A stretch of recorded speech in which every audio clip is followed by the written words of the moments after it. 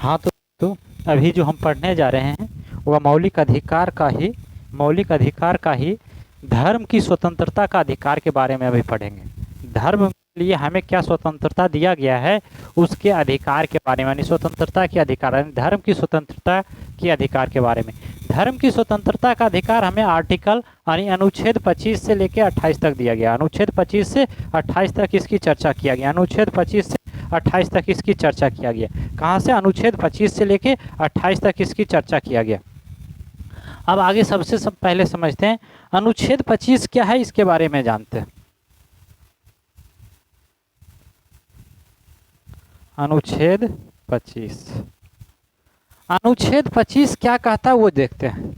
तब बोला गया है इस अनुच्छेद के अंतर्गत नागरिकों को यह अधिकार दिया गया है, नागरिकों को यह अधिकार दिया गया है कि यानी किसी भी व्यक्ति को या सभी व्यक्ति को अंतःकरण की स्वतंत्रता, अंतःकरण का मतलब हुआ अपने मन से किसी भी धर्म को मानने का अधिकार, अपने मन से किसी भी धर्म को मानने का अधिकार। अंतःकरण अपने मन की बातों को अपने मन के अनुसार। इसके अलावा धर्म के अबाध रूप से मानना, मतलब धर्म अपने अनुसार मानना कि हम कौन से धर्म मानेंगे, वह अपने अनुसार से किसी भी व्यक्ति को उस धर्म को मानने का अधिकार दिया गया, उस धर्म को मानने का अधिकार दिया गया। इसके अलावा बोला गया आचरण करने का अधिकार, उसकी पूजा पाठ करने की अधिकार दिया गया, यानी उसका पूजा पाठ करने का अधिकार दिया गया। चाहे वह कोई भी धर्म मानता हो तो उस धर्म में उसे पूजा पाठ करने का अधिकार दिया जाता है। इसके अलावे धर्म की प्रचार करने का अधिकार दिया गया। सभी धर्म को, कोई भी धर्म हो, उसे वह अपने धर्म की प्रचार कर सकता है, वह अपने धर्म की प्रचार कर सकता है। तो इस प्रकार से जैसे कि अभी देख रहे हैं यानी सोनाक्षी सिन्हा जो है वह अपनी विवाह अदर यानी दूसरे धर्म से किए, और जब दूसरे धर्म से किए हैं तो उस धर्म की पूजा पाठ करे, यानी उस धर्म को माने या ना माने वह उनके ऊपर है, उसकी मन के ऊपर है। उस धर्म को माने मतलब उस धर्म के अनुसार पूजा पाठ करे, उस धर्म के अनुसार करे या ना करे। जबकि उसी में देखा जाता है कि जब उसकी विवाह का समय हो रहा था, यानी विवाह जब किया जा रहा था हिंदू रीति रिवाज के लगभग हिंदू रीति रिवाज से किया गया। तो इस प्रकार से मुस्लिमों यानी कोई भी धर्म हो, हिंदू धर्म हो, मुस्लिम हो, कोई भी धर्म हो, तो उस धर्म को, उस धर्म के व्यक्ति को या हर एक नागरिकों को यह अधिकार दिया गया है कि वह किसी भी धर्म को माने, उस पे राज कोई या किसी व्यक्ति के द्वारा कोई प्रतिबंध नहीं लगाया जाएगा, कोई प्रतिबंध नहीं लगाया जाएगा। तो पहला क्या बोला गया? उसे अंतःकरण की स्वतंत्रता दिया गया। क्या दिया गया? अंतःकरण की स्वतंत्रता। पहला अंतःकरण की स्वतंत्रता, अंतःकरण की स्वतंत्रता। पहला बोला गया अंतःकरण की स्वतंत्रता। मानने का अधिकार, मानने का अधिकार मतलब मानव जो है, भारत के नागरिकों को यह अधिकार दिया गया धर्म को माने या ना माने, माने या ना माने, ये भी अधिकार दिया गया। और तीसरा है आचरण करने का अधिकार, आचरण करने का अधिकार। तथा चौथा बोला गया है प्रचार एवं प्रसार करने का अधिकार। भारत के हर एक नागरिक को भारत के या अदर देश का जो भी भारत का नागरिक हो या गैर नागरिक हो, सभी को यह अधिकार दिया गया है कि वह अपने मन के अनुसार किसी भी धर्म को माने। इसके अलावा अगर जो वह धर्म कोई भी धर्म को मानता है तो भी कोई दिक्कत नहीं है, और कोई धर्म को नहीं भी मानता है तो कोई भी दिक्कत नहीं है,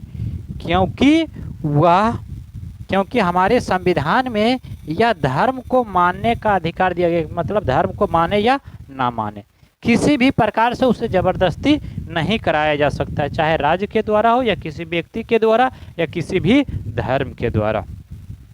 इसके अलावा आचरण करने का अधिकार, आचरण करने का मतलब हुआ उसकी पूजा पाठ करने का अधिकार, उसकी पूजा पाठ करने का अधिकार। इसके अलावा इस अधिकार इसमें बोला गया है कि वो अपना धर्म की प्रचार करे या प्रसार करे, ये अधिकार उसे दिया गया। प्रचार करे या प्रसार करे, यह अधिकार, प्रचार के मतलब वो उसके बारे में हर एक व्यक्तियों को बतावे, तो उसमें कोई रोक नहीं है। इसके अलावा और बोला गया है कि उसे अदर जगह फैलावे, उस पर भी कोई रोक नहीं है। तो इस प्रकार से अधिकार दिया गया है। सभी धर्म में बोला गया धर्म कुछ भी हो, अस्त्र रखने का अधिकार नहीं दिया, अस्त्र रखने का अधिकार नहीं दिया। लेकिन सिख एक धर्म है, उस धर्म के अंतर्गत व्यक्तियों को एक अस्त्र जो होता है जिसकी निश्चित आकार न्यायालय के द्वारा जो बताया गया है, उस आकार के अंतर्गत तलवार यानी छोटा तलवार बोले या चाकू रखने का अधिकार है, चाकू रखने का अधिकार है।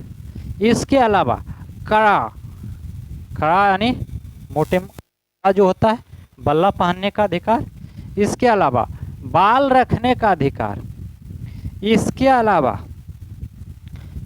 कड़ा, बाल, चाकू, उसके बाद कच्छा, कड़ा, बाल, कच्छा, इसके अलावा कंघा, ये सभी रखने का अधिकार दिया गया है सिख धर्म को। इसमें यानी हर एक धर्म को ये बोला गया है कि किसी भी प्रकार का अस्त्र नहीं रखना।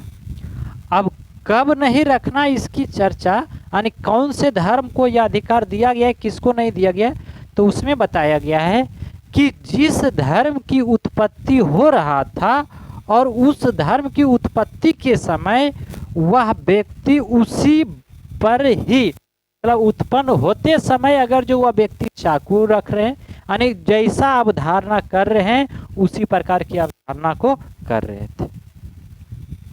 जैसे कि इसी में चर्चा किया गया था मुस्लिम और हिंदू दोनों में चर्चा होते रहता है कि मुस्लिम जो होता है या हिंदू जो होता है वह लाउड स्पीकर लगा के,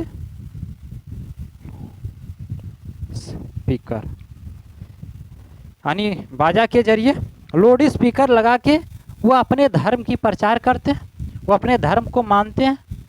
लेकिन जब न्यायालय गया तो हिंदू जो था बोला गया जब मुस्लिम लोग लाउड स्पीकर लगा के धर्म की पूजा अर्चना करते या अपने धर्म को मानते हैं तो हम भी अपनी धर्म की पूजा अर्चना करने के लिए हम भी लाउड स्पीकर लगाएंगे। जिसमें न्यायालय ने यह फैसला किया गया कि कोई भी वस्तु यानी किसी भी धर्म में कोई भी वस्तु तभी रखा जाएगा, तभी रखा जाएगा जब वह शुरुआती से हो, जब वह शुरुआती जिस समय धर्म की उत्पत्ति होने लगा उसी समय से। मुस्लिम लोग से पूछा गया कि लाउड स्पीकर क्यों लगाते हो, तो वो बोला गया कि हमारे शुरू से रीति रिवाज से ही चल रहा। तो फिर न्यायालय ने उसे बताया कि तुम्हारे धर्म की उत्पत्ति जिस समय हुआ था, धर्म की उत्पत्ति यानी मुस्लिम की उत्पत्ति लगभग माना जाता है 600 ईस्वी यानी 600 ईस्वी के आसपास से माना जाता है। तब बोला गया उस समय तो जब इस धर्म की उत्पत्ति हो रहा था तो उस समय तो लाउड स्पीकर नहीं था, उस समय तो लाउड स्पीकर नहीं था, तो फिर अब लाउड स्पीकर कहाँ आ गया। और उसी प्रकार से फिर हिंदू धर्म को बताया गया कि फिर जिस समय हिंदू धर्म की उत्पत्ति हो रहा था उस समय तो लाउड स्पीकर नहीं था, तो फिर अब लाउड स्पीकर कहाँ से आ गया। तो इस बात को लेकर लाउड स्पीकर लगाने पर न्यायालय ने रोक लगा दिया, न्यायालय ने रोक लगा दिया।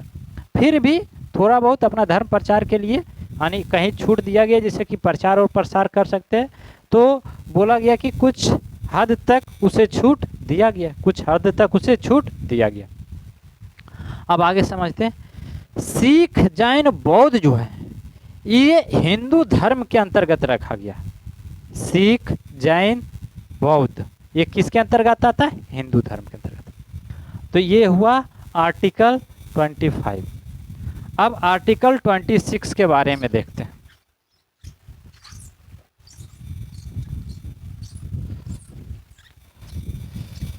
अनुच्छेद 26।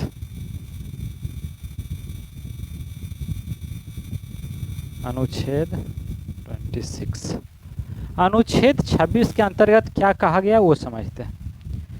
इस अनुच्छेद के अंतर्गत यह अधिकार दिया गया है नागरिकों को या गैर नागरिकों को, यह अधिकार दिया गया है कि अपने अनुसार किसी भी धर्म को माने और उसकी मूर्ति पूजा करे, उसकी मूर्ति पूजा करे। तो इस प्रकार के अधिकार इस धर्म में यानी इस अनुच्छेद के अंतर्गत दिया गया है, इस अनुच्छेद के अंतर्गत दिया गया है। इसमें बताया गया कि इसमें जो संपत्ति का अर्जन करेगा वह स्वामित्व तो वही संस्था होगा।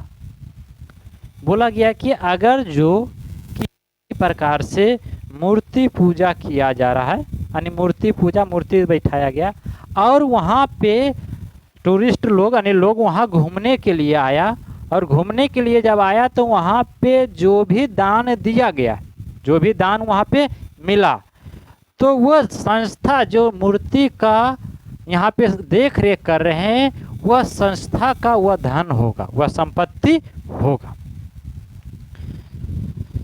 इसके प्रशासनिक कार्य वह स्वयं करता हो। अब उच्चतम न्यायालय ने इस पर भी बताया गया कि कौन सी धार्मिक संप्रदाय है और कौन नहीं है।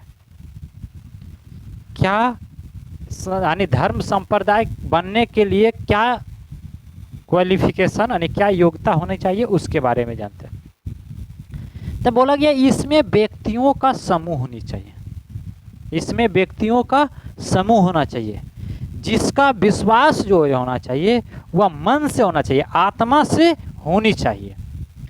इनका एक समान संगठन होनी चाहिए, मतलब इसमें एक अलग प्रकार की संगठन होनी चाहिए तथा इसके एक विशिष्ट नाम होनी चाहिए, तथा इसकी एक विशिष्ट नाम होनी चाहिए। क्या बोला गया, सबसे पहले व्यक्तियों का समूह होना चाहिए, उसका संगठन होना चाहिए और वह संगठन का एक नाम होना चाहिए, वह संगठन का एक नाम होना चाहिए। इसी में उच्चतम न्यायालय ने जो एक सोसाइटी थी, एक धार्मिक संप्रदाय था अरबिंदो सोसाइटी, अरबिंदो सोसाइटी, उसे धार्मिक संप्रदाय नहीं माना, उसे धार्मिक संप्रदाय नहीं माना गया। अब आर्टिकल 26 हो गया। अब 27 के बारे में देखते हैं। ये सब ज़्यादा कुछ नहीं है। अनुच्छेद 27 समझते हैं। इस अनुच्छेद के अंतर्गत व्यक्तियों को यह अधिकार दिया गया है कि धर्म या धार्मिक संप्रदाय के प्रति